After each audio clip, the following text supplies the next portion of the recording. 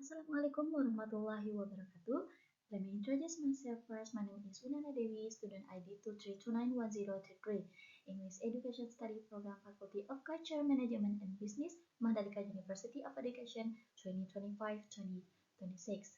In this stage, I will discuss about psychological development of students. So here we are. Happy watching. So firstly, I will discuss about introduction student development. Problem and development of students during adolescence at Smart 7 Mataram. This report is prepared as an academic requirement for the educational psychology course under the supervision of lecturer Apianato, MPD. The study focuses on analyzing the developmental characteristic and learning related problem and experience by adolescent students in a senior high school context.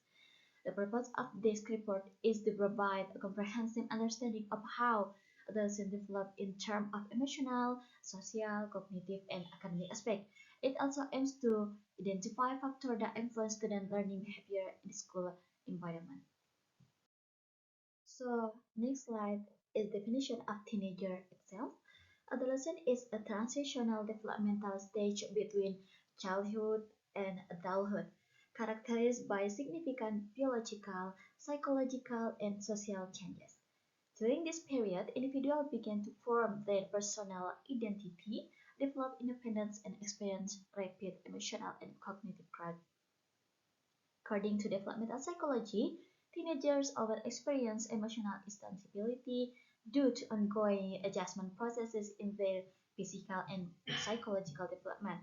At the same time, they start to develop higher level thinking skills, including critical, logical, and abstract reasoning abilities.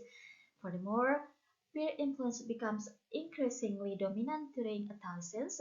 Teenagers tend to prioritize social acceptance and interpersonal relationships, which significantly affect their attitudes, behavior, and academic engagement within the school environment.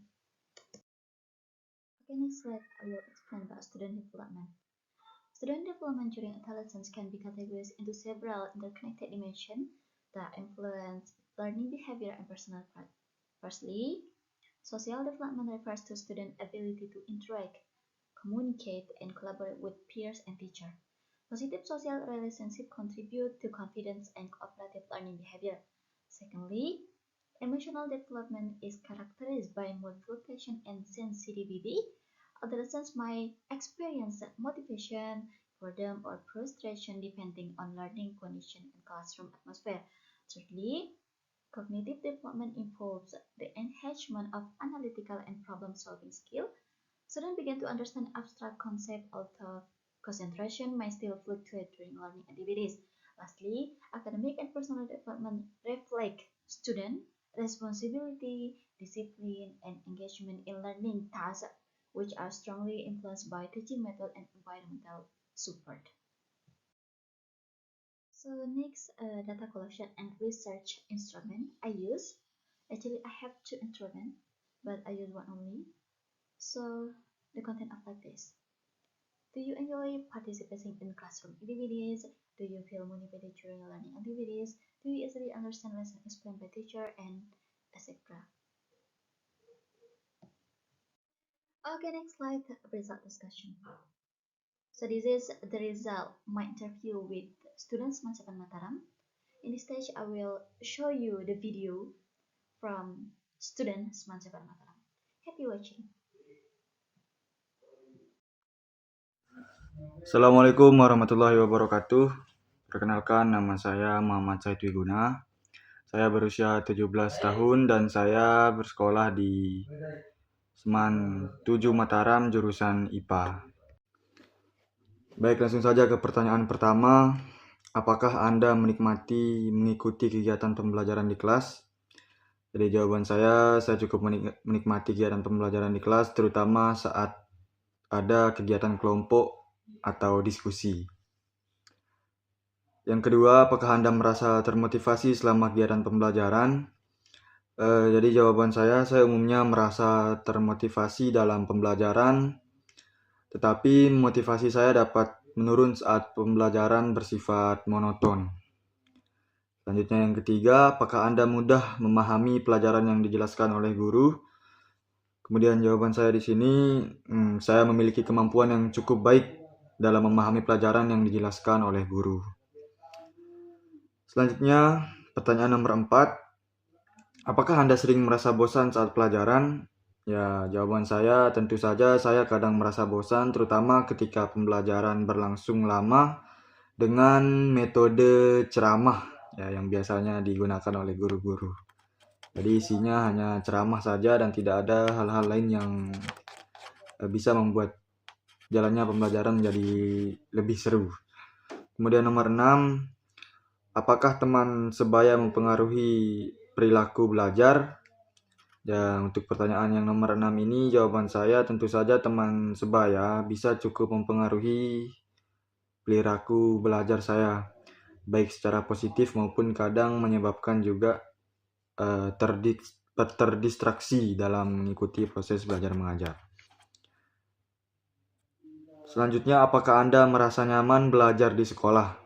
Jadi jawaban saya untuk pertanyaan yang ini tentu saja saya merasa nyaman untuk belajar di sekolah. Pertanyaan ke-8, apakah Anda menyelesaikan tugas tepat waktu?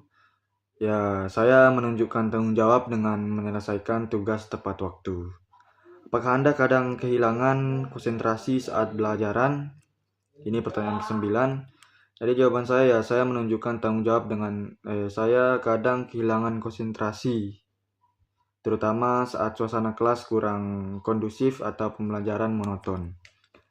Selanjutnya pertanyaan nomor 10, apakah orang tua mendukung pendidikan saya? Jadi ya sesuai dengan keadaan saya di rumah, tentu saja orang tua mendukung 100%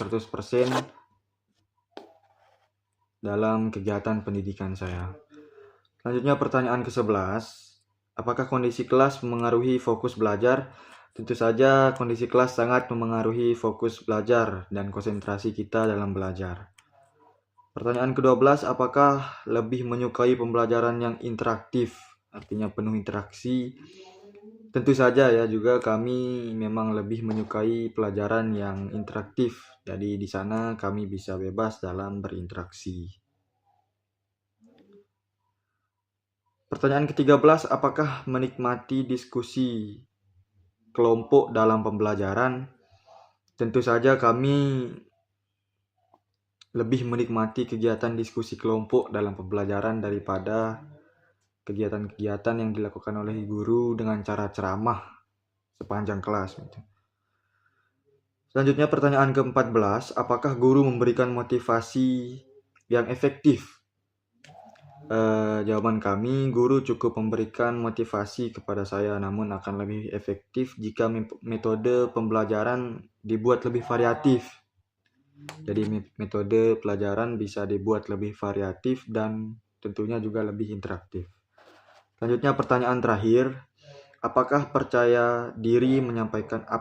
saya percaya diri menyampaikan pendapat di kelas? Sejauh saya menjalani kelas, jadi saya cukup percaya diri dalam menyampaikan pendapat saya di kelas, terutama dalam kegiatan diskusi. Sekian dari kami. Assalamualaikum warahmatullahi wabarakatuh. Okay, last slide is about conclusion and suggestion. So there are several conclusion and suggestion there. First, teachers should use interactive and student-centered learning methods. School need to strengthen counseling service for student academic and emotional support. Parents should provide a consistent support, supervision, and communication. Students are expected to improve discipline, responsibility, and independent learning. Cooperation between teacher, parent, and school is important for optimal development. Okay, maybe just this my material about psychological development of student. Thank you for watching. Assalamualaikum warahmatullahi wabarakatuh. Bye.